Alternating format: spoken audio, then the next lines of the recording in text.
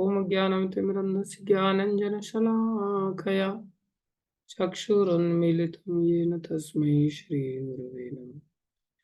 गुरुवे गौरचन्द्राय राधिकाय तदालये कृष्णाय कृष्णभक्ताय तद्भक्ताय नमो नमः। हरे कृष्ण। सभी भक्तों का स्वागत है, अभिनंदन है। गुरु वैष्णव की दया से हम लोग 11वें अध्याय में प्रवेश कर चुके हैं, जो कि भगवान का विराट रूप है। इसमें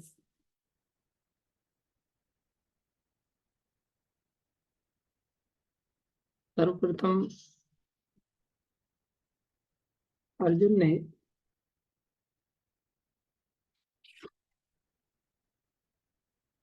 गुह्य ज्ञान की महिमा का वर्णन किया, जो कि कृपा से ही संभव है। बिनु सत्संग विवेक न होई, राम कृपा बिनु सुलभन सोई। ये जो ज्ञान है, गुह्य ज्ञान या गुह्यतर ज्ञान या गुह्यतम ज्ञान, ये केवल कृपा से ही संभव है। कोई व्यक्ति अपने रिसर्च एंड डेवलपमेंट से इस ज्ञान की प्राप्ति नहीं कर सकता। हमने देखा कि किस प्रकार से अर्जुन भगवान के विराट रूप के अंतर्गत सारी सृष्टि को देख रहे हैं, सारी भौतिक सृष्टि को देख रहे हैं। सदियां लग जाती हैं इस सृष्टि को देखने की चेष्टा में, समझने की चेष्टा में, लेकिन फिर भी संसार में कोई व्यक्ति इस सृष्टि को न देख पाता है न समझ पाता है। सैकड़ों साल तो इसी बात को लेकर के बहस करने में लग जाते हैं कि चंद्रमा पर आदमी गया कि नहीं गया, और यहाँ पर चंद्रमा क्या, सूर्य क्या, अनंत लोक क्या, यहाँ तक कि उस कमल को भी देख रहे हैं जिस कमल पर ब्रह्मा जी को प्रकट किया जाता है भगवान विष्णु के द्वारा।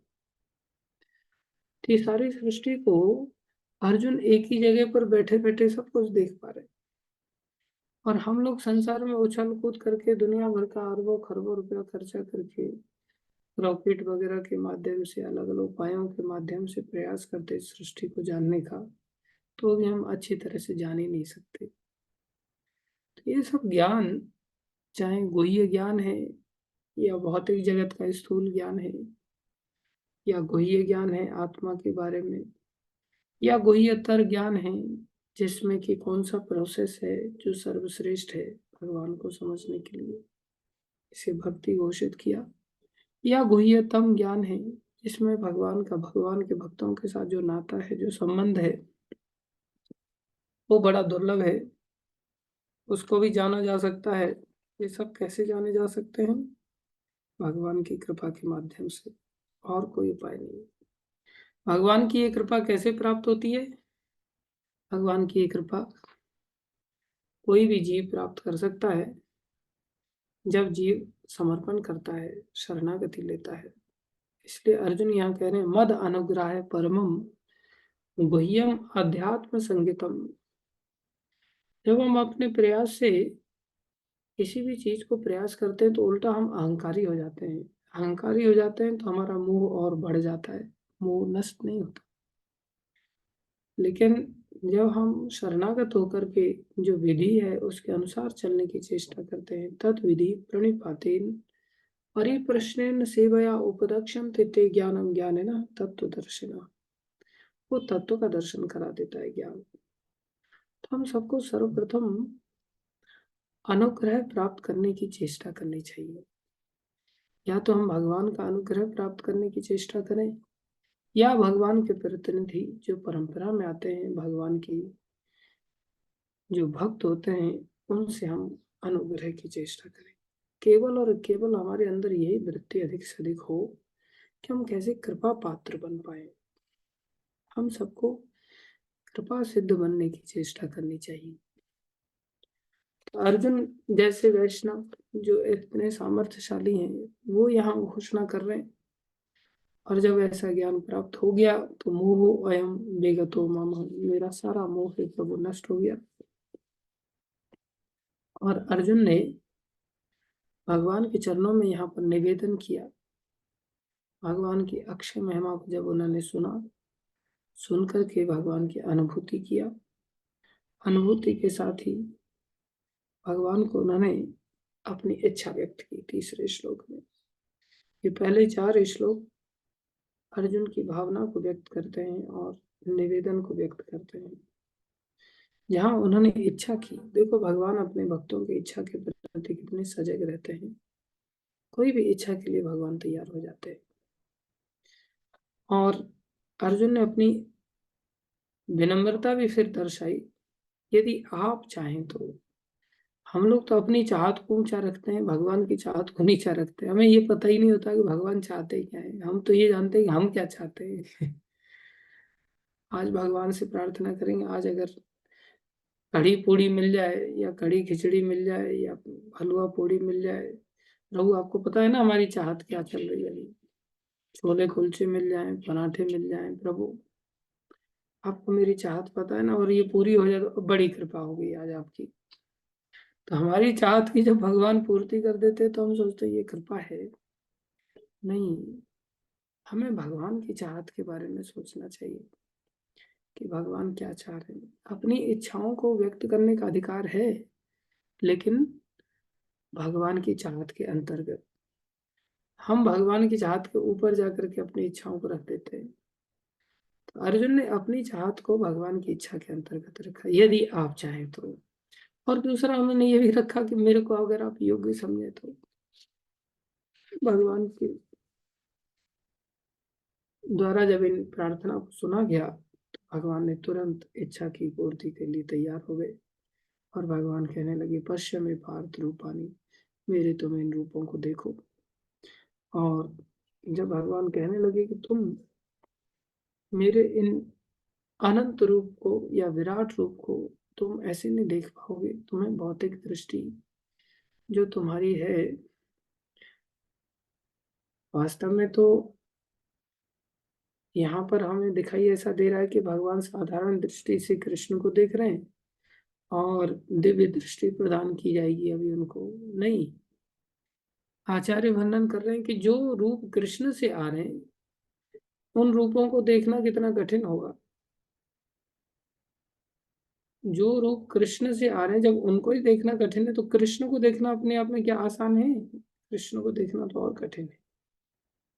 कृष्ण तो सबसे दुर्लभ स्वरूप है। बहुत सारे ऐसे हैं जिनको कि हाँ, कृष्ण के तत्व के बारे में जानकारी ही नहीं है। कृष्ण को देखना तो दूर की बात है। इवन भगवान विष्णु भी कृष्ण को देखने के लिए लालायित रहते हैं। संसारी जीव की तो चला ही क्या, भगवान विष्णु के लिए भी कृष्ण का दर्शन दुर्लभ हो जाता है। द्वारिका के अंतर्गत जब भगवान श्री कृष्ण शासन कर रहे थे तो उस समय अर्जुन भी आए हुए थे द्वारका में। अर्जुन दरबार में बैठे हुए थे, उसी समय एक ब्राह्मण आता और ब्राह्मण आकर के श्री कृष्ण भगवान को ऊंची आवाज, कैसे द्वारकाधीश बने बैठे हो तुम यहाँ पर? तुम्हारी वजह से मेरे पुत्र के प्राण तो अंत हो ही जाते हैं, उसका शरीर भी मुझे नहीं मिल पाता, प्राय वो पैदा होते ही मर जाता है। तो जब ऐसा सुना तो अर्जुन को बड़ा बुरा लगा, क्योंकि अर्जुन भगवान के भक्त हैं। अर्जुन बोले, क्या समस्या है, तुम इतना क्यों चिल्ला रहे हो? क्यों चिल्ला रहे? राजा के पाप के कारण ही प्रजा कष्ट पाती है, और राजा द्वारकाधीश है ये। अब इन्होंने ही कुछ ना कुछ ऐसा गड़बड़ किया है, मेरी संतान पैदा होते ही मर जाती है। बोले, अब नहीं मरेगी, चलो मैं चलता हूँ।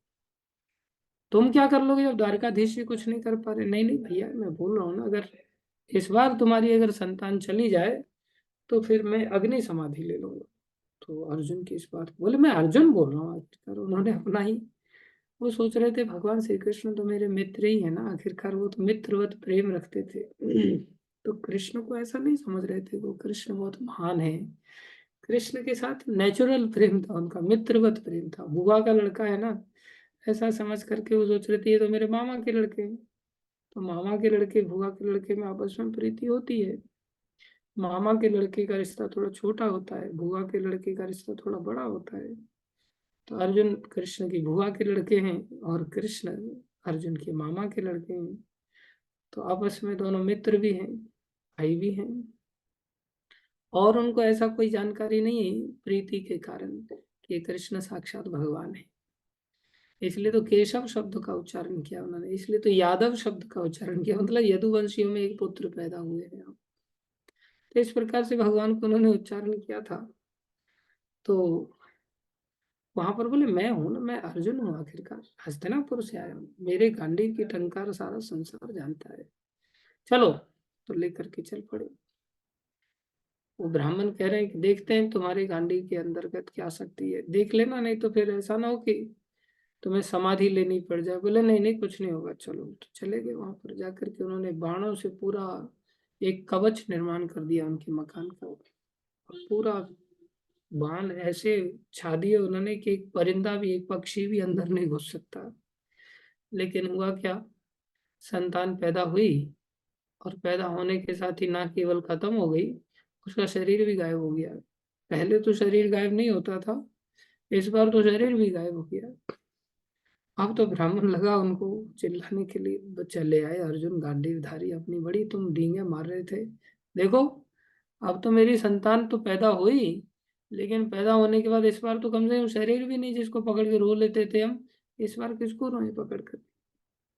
अर्जुन चले बेचारे दुखी होकर के, ये कैसे हो गया, आपको समझ नहीं आया, उनको कुछ पता ही नहीं चल रहा था। चले समाधि लेने के लिए। इधर भगवान श्री कृष्ण अपने भक्तों की चिंता करते हैं, भगवान चले आए रथ पर। अर्जुन, तुम लोगों को बड़ी एलर्जी है, फटाक से तुम लोग समाधि के लिए चल पड़ते हो। तुम क्षत्रिय लोग बहुत प्रतिज्ञा के एकदम से बहुत उलबलाहट होती है तुम लोगों को प्रतिज्ञा को पूरा करने की। चले और समाधि लेंगे, इधर आओ मेरे साथ। पकड़ करके उनको रथ पर बिठा लिया। चलो हम लेकर के आते हैं संतान को, चिंता मत करो। रथ को लेकर के भगवान चल पड़े। अब भगवान सारी सृष्टि में धीरे धीरे एक एक लोक को पूरा करते हुए आगे बढ़ रहे हैं। स्वर्ग लोक को पार किया, जन लोक को पार किया, तप लोक को पार किया, महार लोक को पार किया, सत्य लोक को पार किया। सत्य लोक को पार करने के बाद फिर एक पर्वत आता है, विशाल पर्वत है, पर्वतों की श्रृंखला है, जिसे लोकालोक पर्वत कहते हैं, जहाँ अंधकार ही अंधकार, जहाँ सूर्य का प्रकाश भी नहीं पहुंचता, ब्रह्मलोक से ऊपर की स्थिति है। अब लोकालोक पर्वत को जा रहे हैं, आगे आगे देख रहे हैं, आगे अंधकार छा गया। भगवान श्री कृष्ण ने अपना सुदर्शन आगे कर दिया। सुदर्शन के प्रकाश में रथ आगे बढ़ रहा है, आगे बढ़ करके वैकुंठ में प्रवेश किया, जहाँ क्षीर सागर को पार करके भगवान वास करते।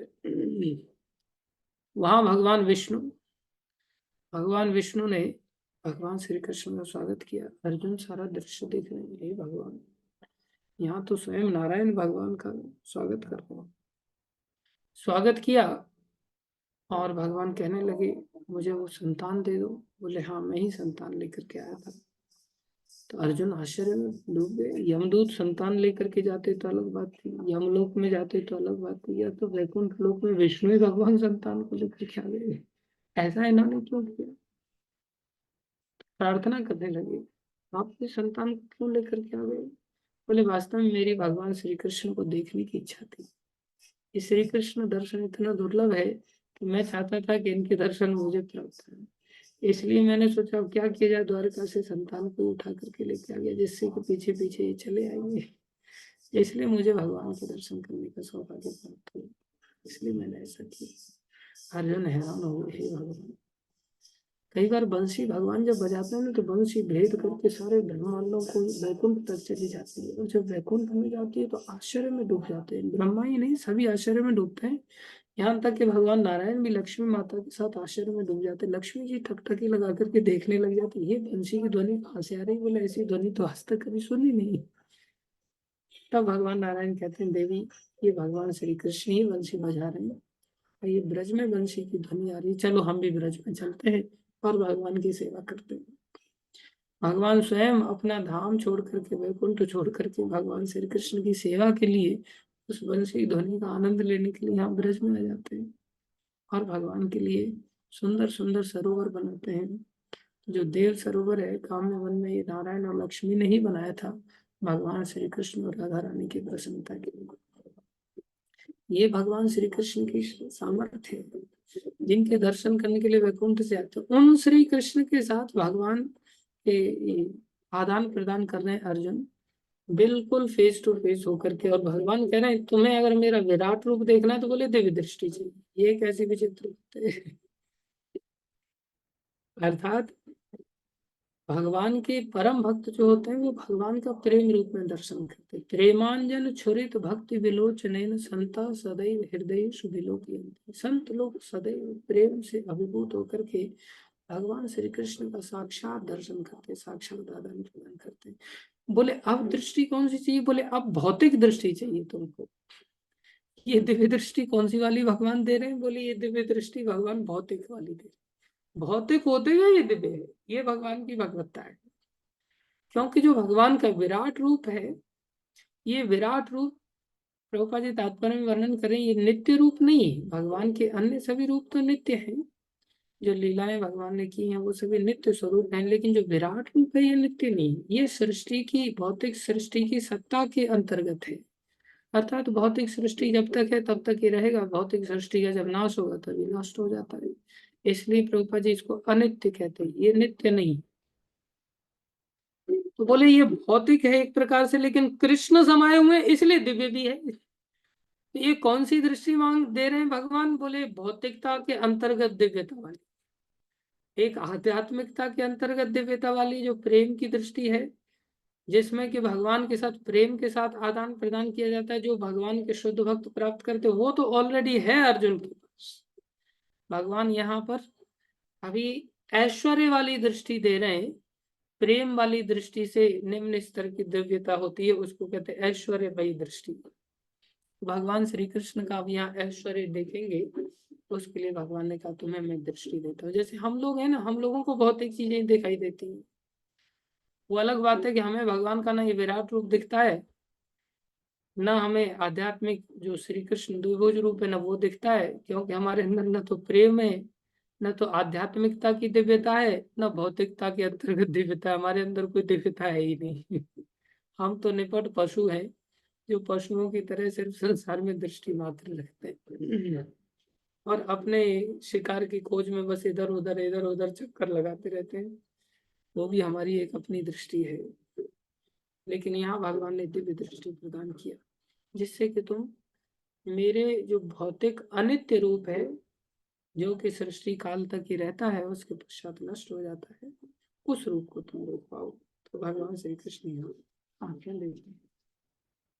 ये भक्ति की महिमा है कि भक्त को ना केवल श्री कृष्ण का दर्शन प्राप्त होता है, उसको संसार के ऐश्वर्य का भी दर्शन प्राप्त हो सकता है।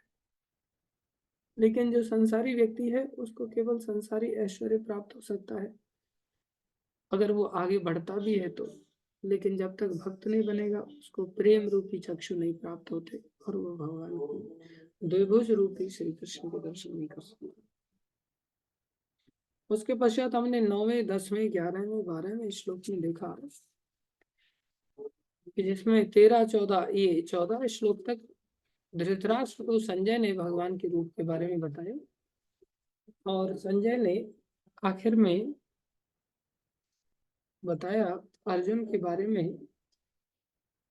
अब धृतराष्ट्र वैसे तो नहीं देख पा रहे हैं भगवान के रूप को, लेकिन संजय के माध्यम से देखने की चेष्टा कर रहे हैं। संजय उनको समझाने की चेष्टा कर रहे हैं। संजय साक्षात रूप से देख रहे हैं दिव्य दृष्टि के कारण, जो वेद व्यास जी ने कृपा करके दी है। जो भक्त दृष्टि देते हैं और भगवान दृष्टि दें, उनमें कोई अंतर तो होता नहीं।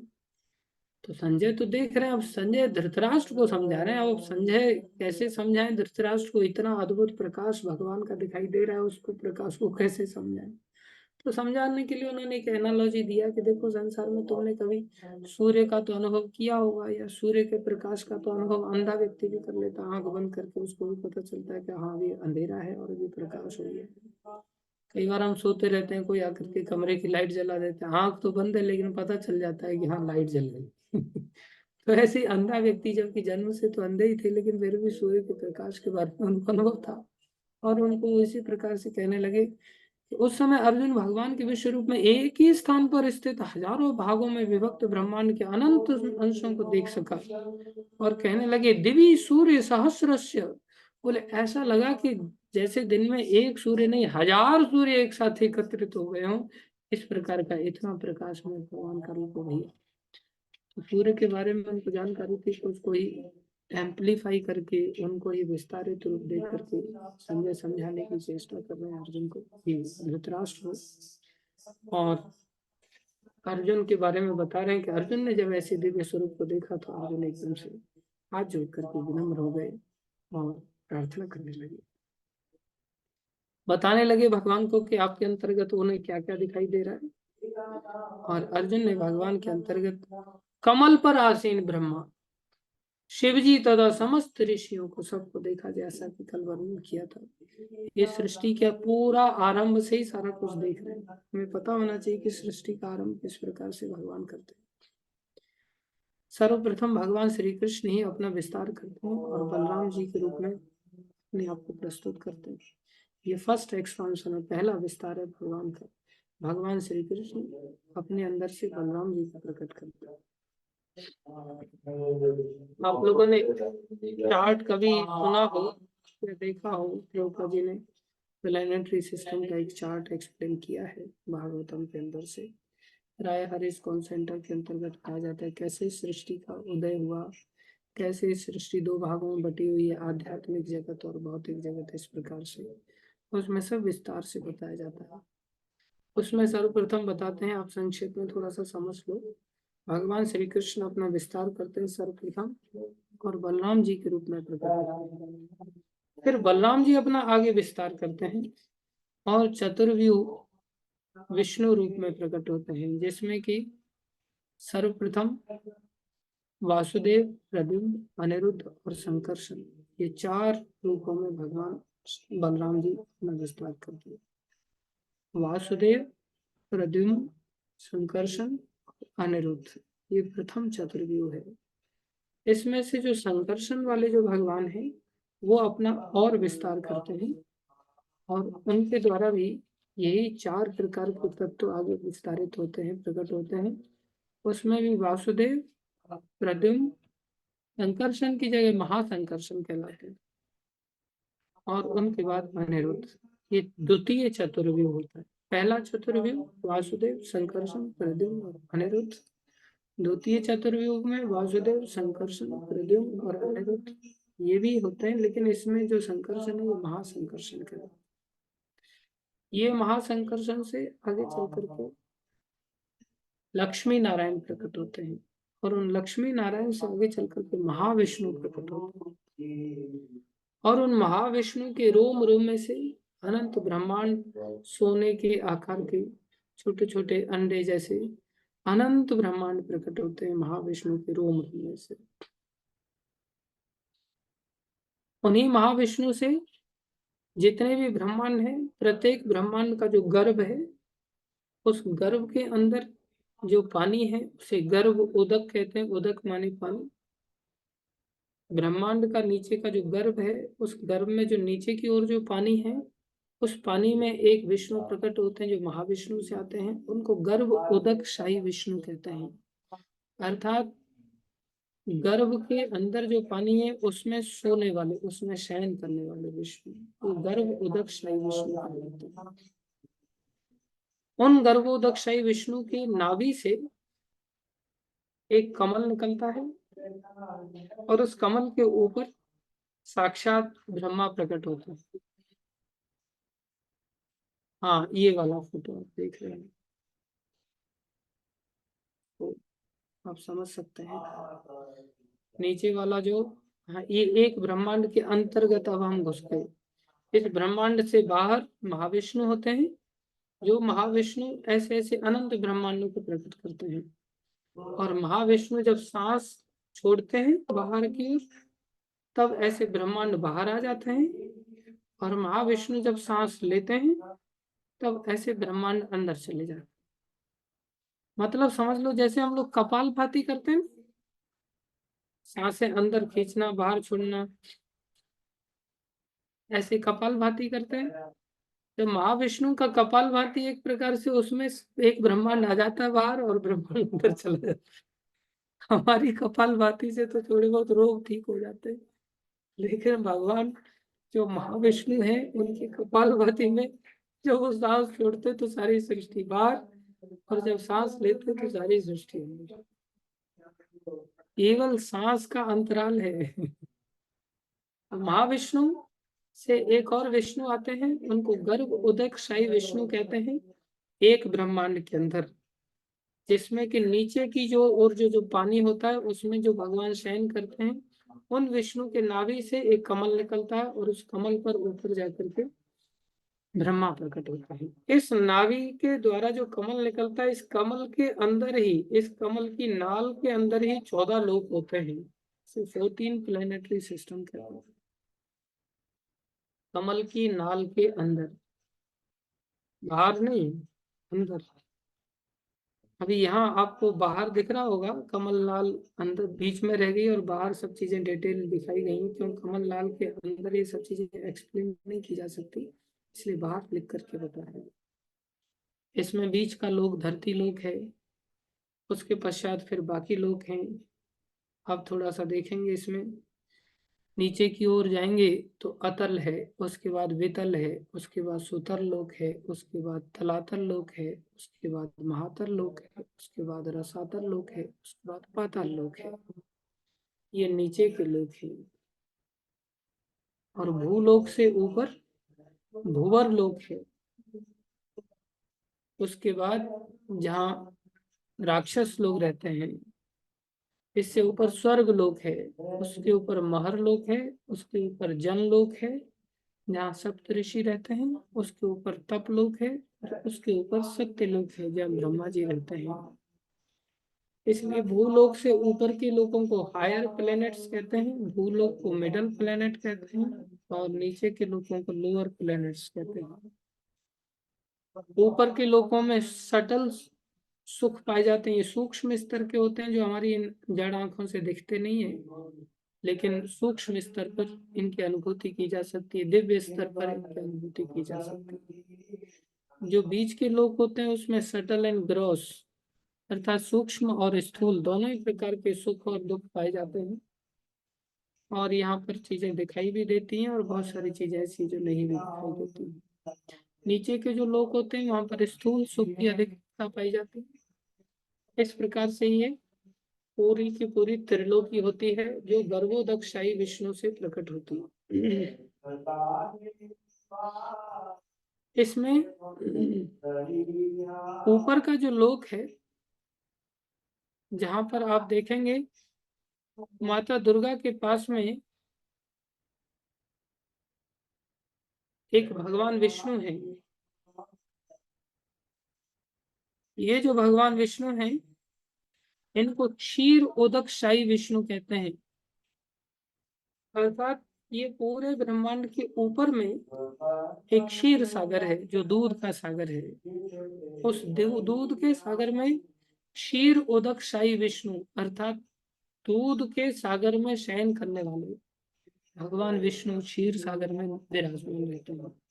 जब भी ब्रह्मांड में कोई ज्यादा समस्या आती है तो इनके पास ब्रह्मा जी सभी देवी देवताओं को लेकर के प्रार्थना करने के लिए चले जाते हैं और इनसे निवेदन करते हैं। तब ये भगवान इनकी प्रार्थना को सुन करके इनकी समस्या का समाधान करते हैं। इसे इस संसार के अंतर्गत एक वैकुंठ लोक कहा जाता है।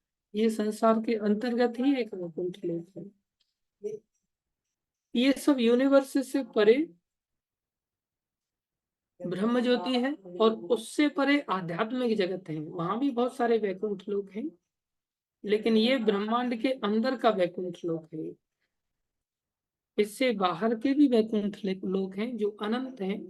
ये ब्रह्मांड के अंदर का एक वैकुंठ लोक है। तो ये तीन विष्णु हैं, ये तीन विष्णु, जिनमें कि पहले महाविष्णु, और थोड़ा सा छोटा करो इसको यूनिवर्स को,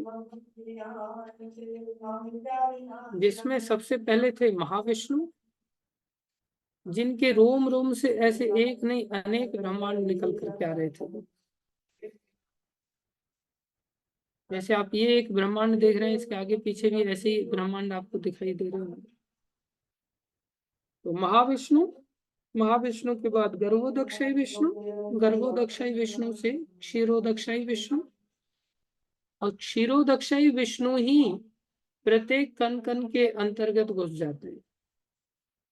और सारी सृष्टि को फिर चलायमान करती है। बिना भगवान के प्रवेश की सृष्टि क्रियाशील नहीं हो पाती, इसलिए सारी सृष्टि के एक एक कण कण में स्वयं भगवान विष्णु प्रवेश करते हैं। तो ये सारा दृश्य कि कैसे कमल पर ब्रह्मा जी आसीन हैं। अभी तो लोग संसार में चंद्र लोक तक, चंद्रमा में पहुंचने में हालत खराब हो जाती है, सूर्य लोक तक कोई कहाँ पहुंच पाएगा, फिर अन्य लोकों तक कैसे कोई पहुंच पाएगा।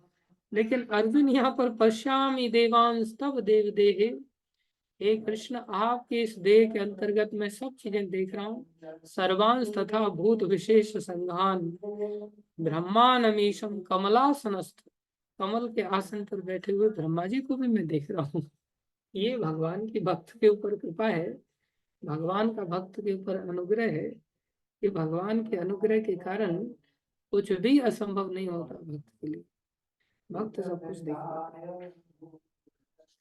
अर्जुन इस प्रकार से दिव्यता को भगवान के देखते हुए एक एक श्लोक को यहाँ पर हम लोगों ने थोड़ा सा पढ़ने की चेष्टा की थी। यहाँ पर सारा कुछ देखा उन्होंने, और इतना ही नहीं, 30वें श्लोक तक यहाँ तक देखा कि स्वयं दोनों सेनाओं के जितने भी लोग थे उनको भगवान खाए जा रहे हैं, उनके सरों को भगवान चूर्ण बना रहे हैं, चमक चमक रहे हैं।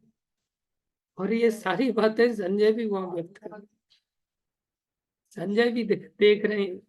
संजय के साथ साथ धृतराष्ट्र को दिखाने की चेष्टा कर रहे हैं कि भैया ना केवल तुम्हारे पक्ष के सैनिक लोग, यहाँ तक के पांडवों के पक्ष के सैनिक लोगों को भी भगवान ने नष्ट कर दिया। भगवान काल रूप में उन सब चीजों को खा गए और केवल और केवल भक्त ही बचे हैं, पांडव ही बचे हैं, बाकी बोले और कोई नहीं बचा है।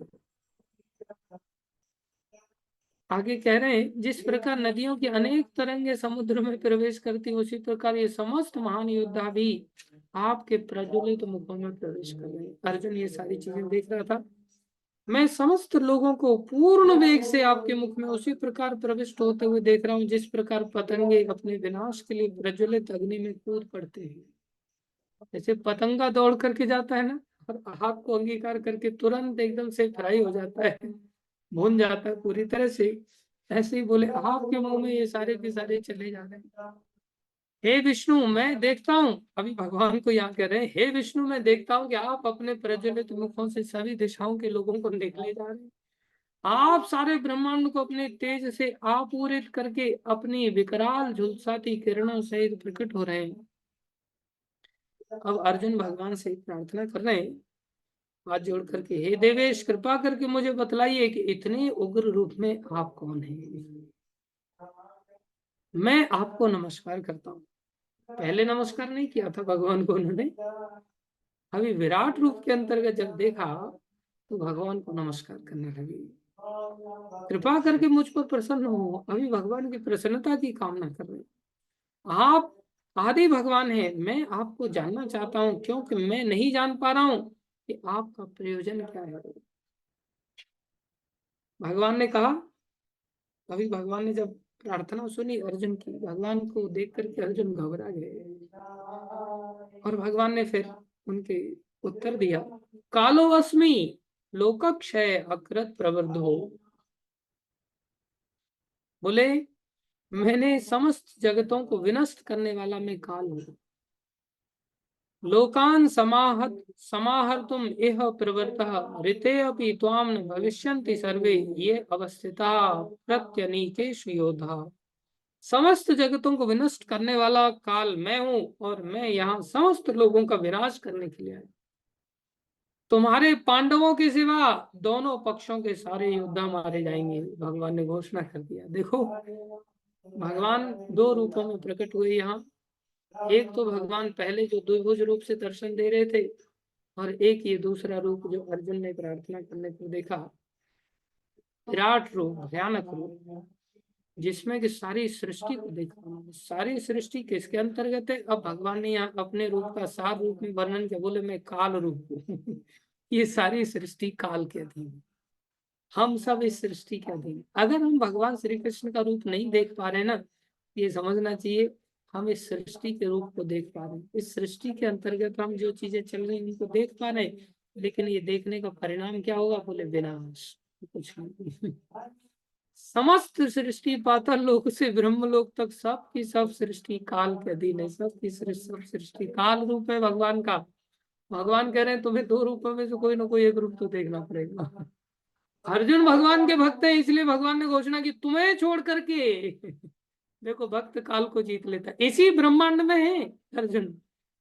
ऐसा नहीं है कि किसी हाँ आध्यात्मिक जगत में चले गए हो, इसी ब्रह्मांड में रहते हुए भी भगवान ने घोषणा कर दिया तुम्हारे सिवा तुम इस काल से प्रभावित नहीं होंगे अर्जुन। जबकि तुम्हारे पक्ष की ओर से लड़ने वाले जितने भी लोग हैं वो भी मारे जाएंगे।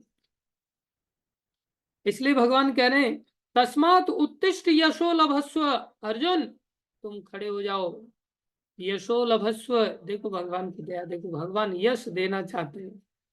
ये तो भगवान कह रहे हैं मेरे कार्यों को तुम थोड़ी ना रोक पाओगे, ये तो कार्य होना ही है। तुम्हें मैं श्रेय देना चाहता हूँ, मैं तुम्हें क्रेडिट देना चाहता हूँ। ये भगवान का दृष्टिकोण है। भगवान हमेशा ही भक्तों को श्रेय देते हैं, क्रेडिट देते हैं। हम लोगों के अंदर ये वृत्ति नहीं, हम सारा क्रेडिट खुद ही लेना चाहते हैं और अपने आप को बड़ा महान समझते हैं। भक्त जो बन जाते हैं ना वो भगवान को ही महान समझते हैं या भगवान के भक्तों को महान समझते हैं।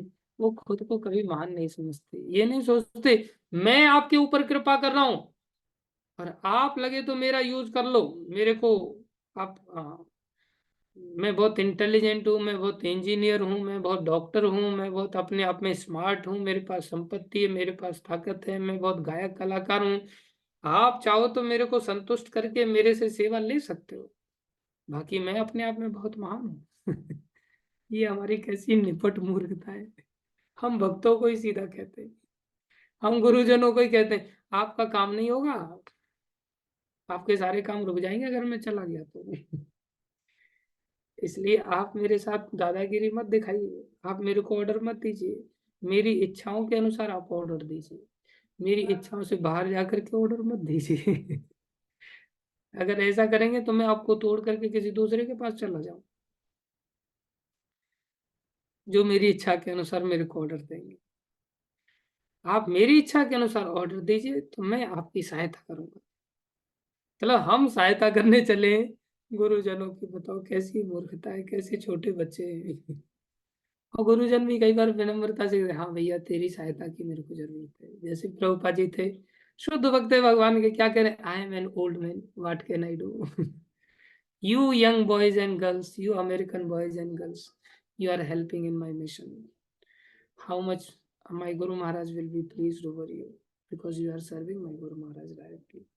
कितना प्रभुपा जी प्रसन्न होते थे और क्रेडिट दे रहे हैं। ये गुरुजनों की विनम्रता है।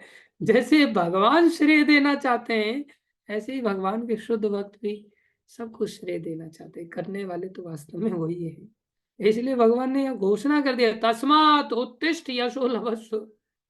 देखो धृतराष्ट्र को सारी की सारी गीता सुनाने के पश्चात संजय ने ये बात बता दिया, और ये अभी युद्ध चालू नहीं हुआ, अभी युद्ध के पहले ही बाकी किसी को कोई कुछ नहीं दिखाई दे रहा है। भगवान की ऐसी लीला कि विराट रूप का सब दर्शन भगवान करा रहे हैं और किसी को कुछ नहीं पता चल रहा है, सब के सब स्टैचू बन करके युद्ध क्षेत्र में खड़े हैं। बस केवल धृतराष्ट्र, संजय और श्री कृष्ण अर्जुन, इन्हीं लोगों के बीच में आपस में इस विराट रूप को लेकर वार्ताएं हो रही हैं।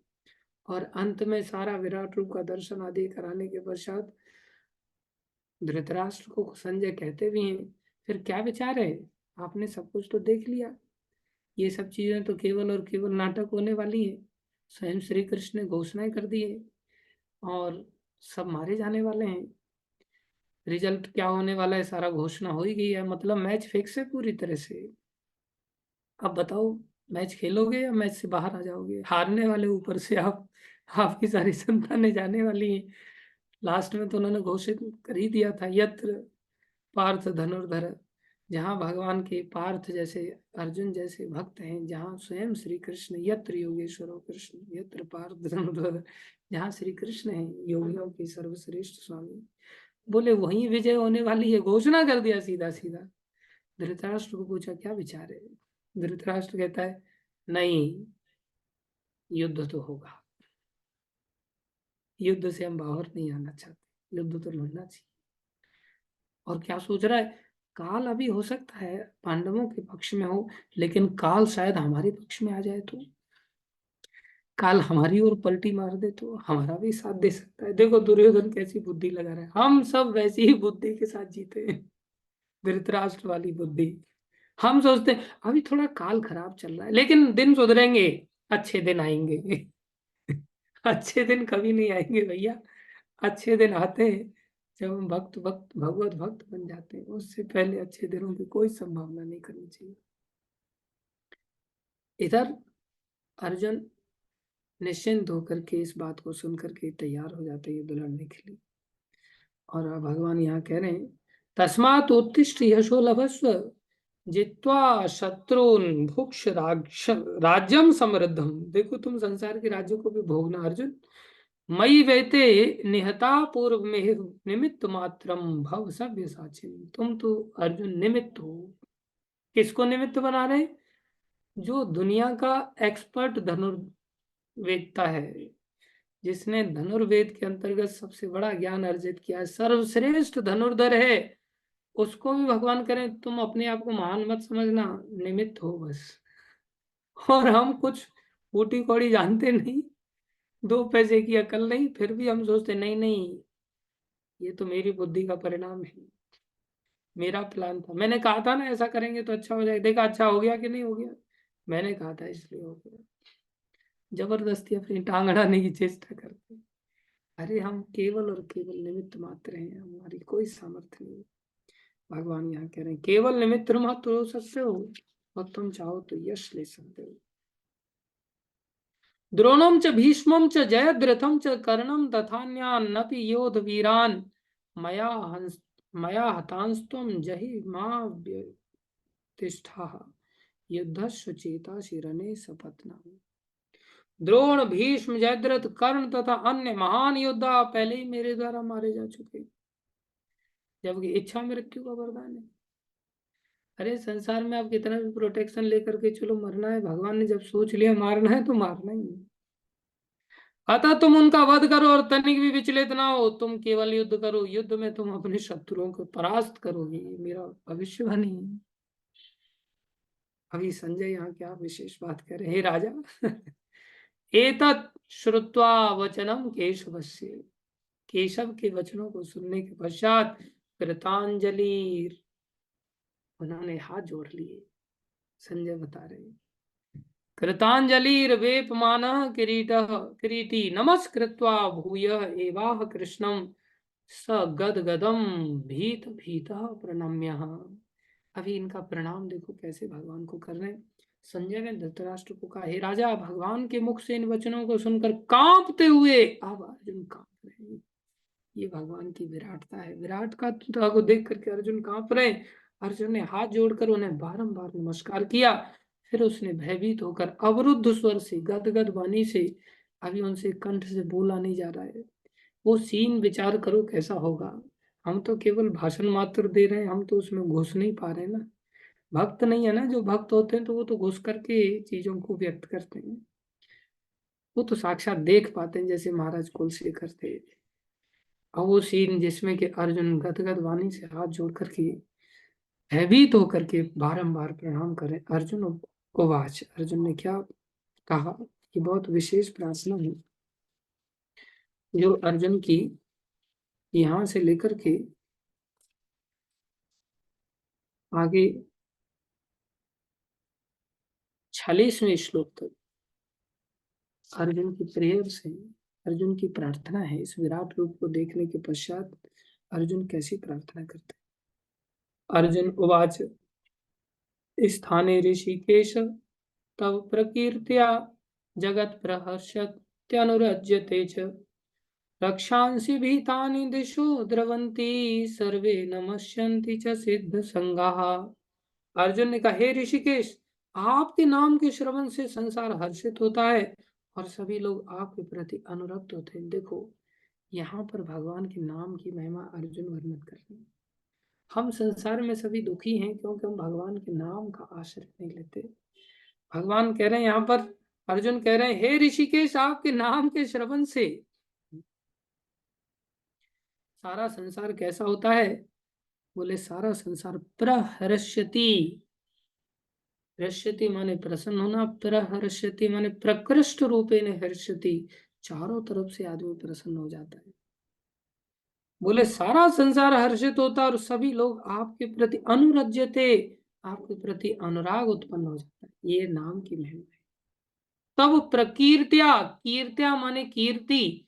अब भगवान की कीर्ति कैसे होगी? सबसे पहले भगवान की कीर्ति नाम से ही फैलेगी ना। किसी भी व्यक्ति का कीर्ति, बोले हाँ भाई इसका नाम बहुत सारे संसार में छाया हुआ, भाई इसका नाम बोलता है, बोले तो नाम से ही तो कीर्ति फैलती है। इसलिए स्थाने ऋषिकेश तब प्रकीर्तिया, बोले आपकी जो कीर्ति है ये सारे जगत को क्या करती है? जगत प्रहर्षत्य, सारा जगत प्रसन्न हो जाता है। ये अर्जुन ने साक्षात रूप से कृष्ण नाम की महिमा का वर्णन किया। और क्या होता है? बोले लोग अपने आप इस कीर्ति से आपके प्रति अनुरक्त हो जाते हैं। आज हमारा भगवान के प्रति अनुराग है क्या? उत्तर मिलेगा, अनुराग नहीं। जैसे महाप्रभु ने प्रार्थना किया, नाम नामकारी बहुधा निज सर्वशक्ति तत्र अर्पिता नियमिता स्मरणेन काल एतादृशी तव कृपा भगवन् ममापि दुर्दैवमीदृशमे हाजनि नानुरागः। आपके इस नाम में भी मेरा अनुराग नहीं हो पाया, मेरा दुर्भाग्य देखो। ये दुर्भाग्य कहाँ से आया? और बोले ये दुर्भाग्य यहीं से आया कि हम भगवान की महिमा को सुनते नहीं है, भगवान की इस कीर्ति को सुनते नहीं है। हमारे लिए ये कीर्ति ऐसे है जैसे भूतों के लिए कीर्तन करना। और जब भूतों के सामने कीर्तन किया जाता है तो भूत भागते हैं इस कीर्तन को सुन करके, उनके अंदर कीर्तन में बैठने की इच्छा नहीं होती।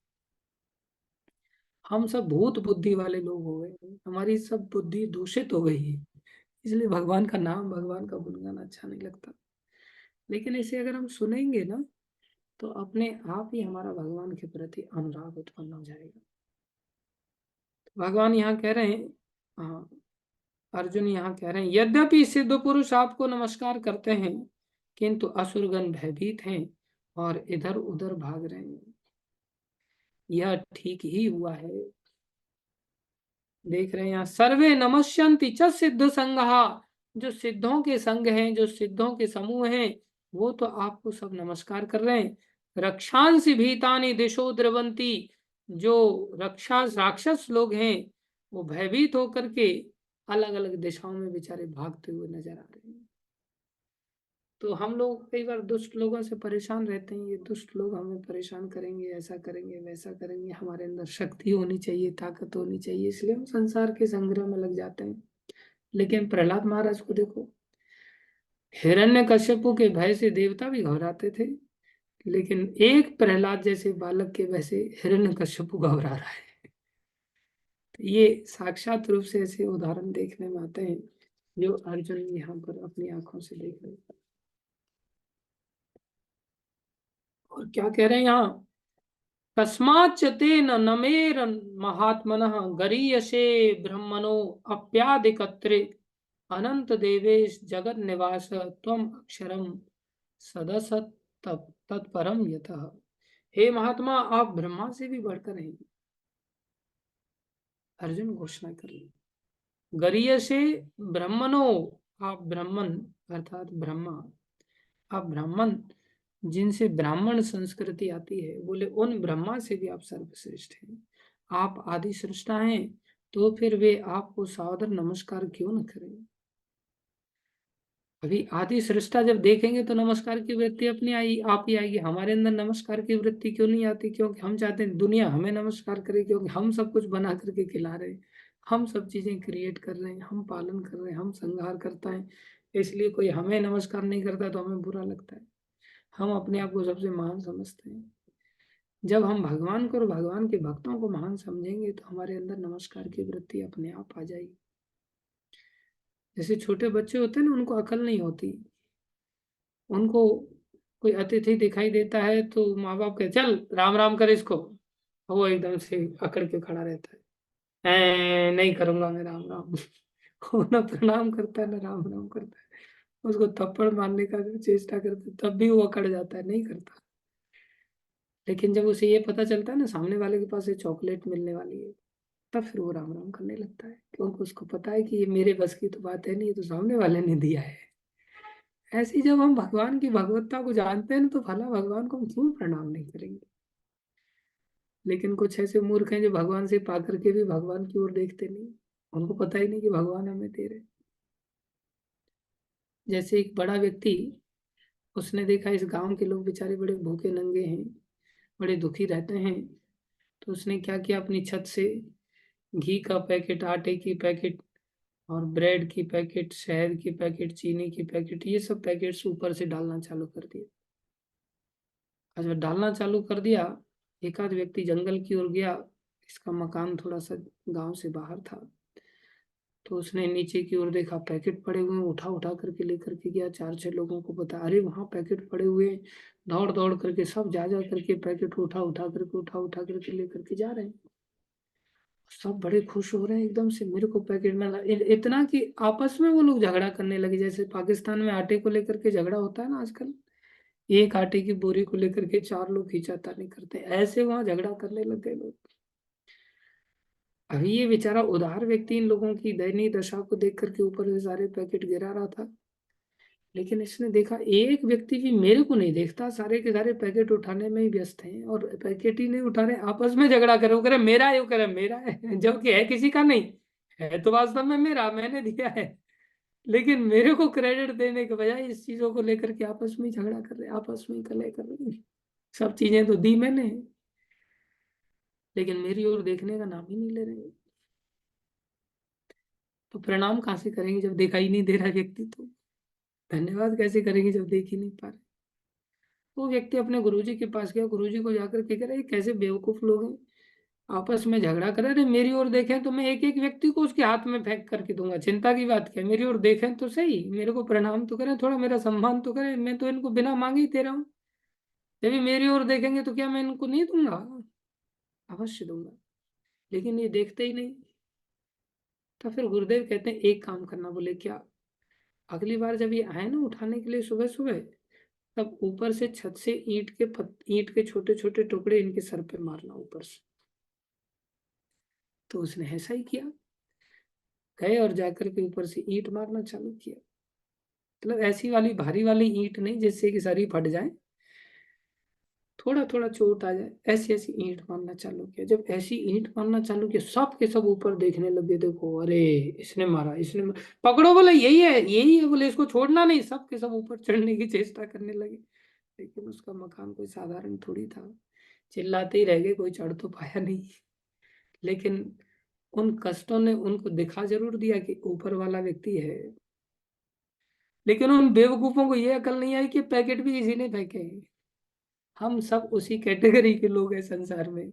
संसार में हमें सांसें दे रहे हैं तो भगवान दे रहे हैं, मकान दुकान दे रहे हैं तो भगवान ने दिया, शरीर दिया तो भगवान ने दिया, पानी दिया तो भगवान ने दिया, दूध दिया तो भगवान ने दिया, दही दिया भगवान ने दिया। जो कुछ भी भगवान दे रहे हैं, सब कुछ तो भगवान के द्वारा ही दिया गया इस सृष्टि में।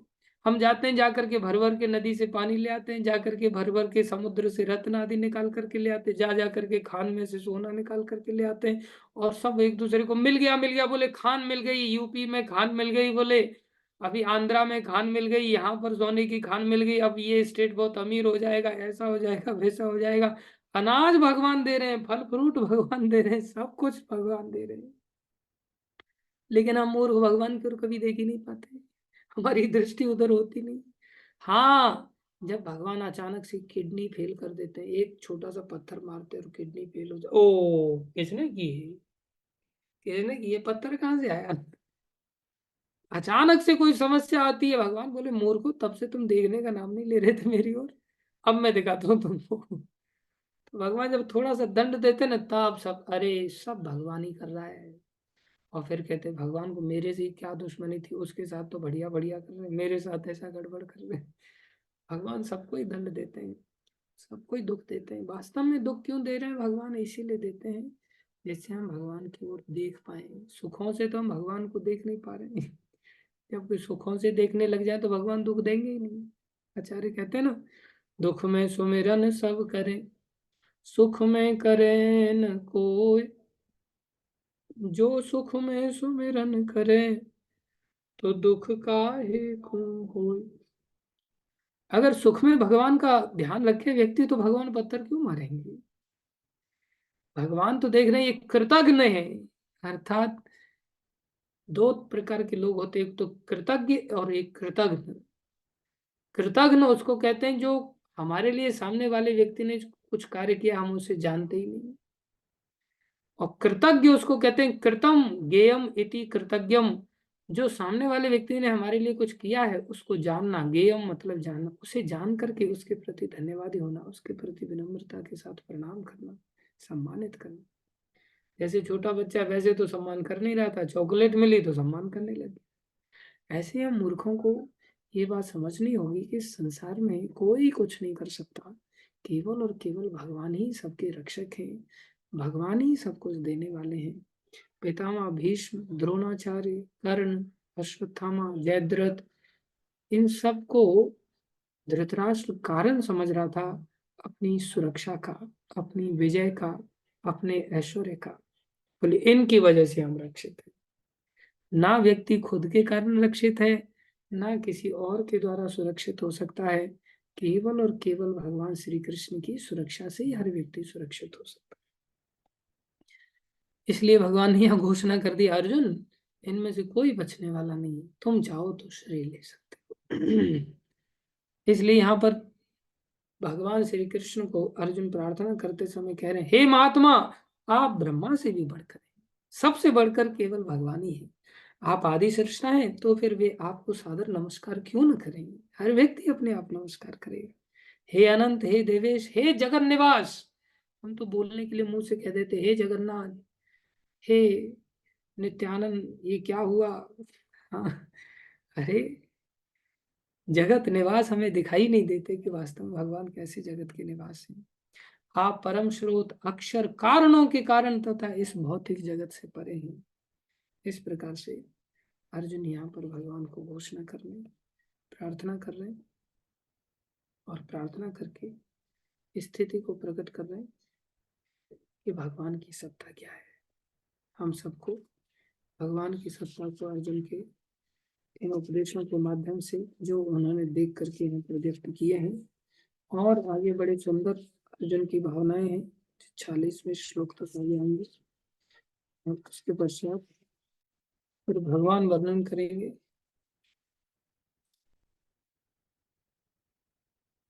फिर आगे चल करके अध्याय फिर समाप्ति की ओर आगे बढ़े। इसका कंक्लूजन हम देखेंगे आने वाले श्लोकों में। आज के लिए इतना ही। धन्यवाद सभी का धैर्य पूर्वक श्रवण करने के लिए। हरे कृष्णा।